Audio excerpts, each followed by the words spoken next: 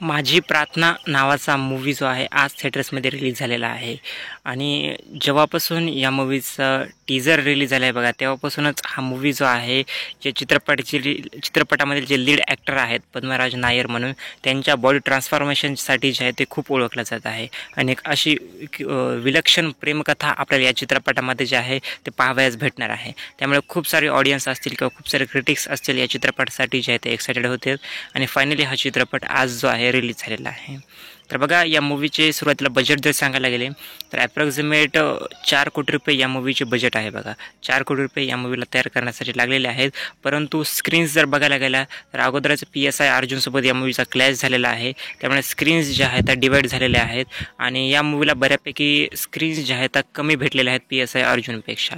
बजही बऱ्यापैकी असला तरी डिस्ट्रीब्युशन थोडंफार कमी लेवलवरती झालेलं आहे आणि वरतून आणखी जर सांगायला गेलं तर जेवढा ऑडियन्सचा सपोर्ट दिसत होता ते मला वाटते की फक्त तोंडापुरताच होता बघा, कारण की सध्या तरी बॉक्स ऑफिसवरती तरी हा मूवी कुठेतरी मागे पडताना दिसत आहे PSI अर्जुन या मूवीपेक्षाही।